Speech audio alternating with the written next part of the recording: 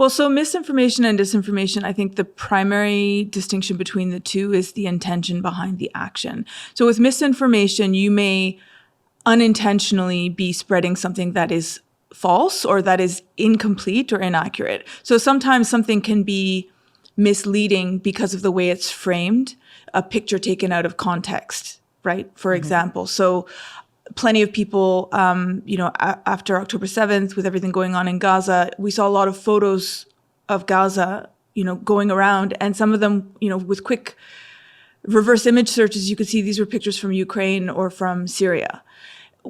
Not everyone who reshared those images intended to misinform people and say this was happening. And the fact is, it was believable with everything that was going on with the military activity that those could be images, but those were not the images. So that would be an example of misinformation.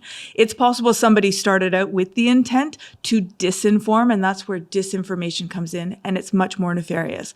So with disinformation, what you are trying to do is it's like a mind hack, really. What you're trying to do is present something as factual and get someone to believe something else. Or more nefarious in information warfare is to just muddy just make everything very confusing so that it's really hard to figure out what is true or what isn't true.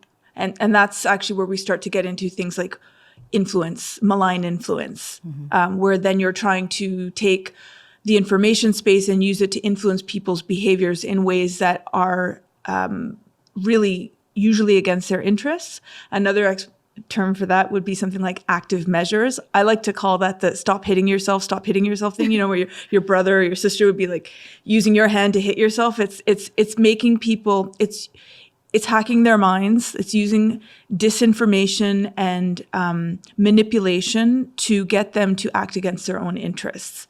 And so we saw a lot of that with the US election, for example. A lot of people saying, I didn't vote for this. Well, actually, yes, you did, because it was all out there. And then there's malinformation. And malinformation is one that often gets confused with disinformation.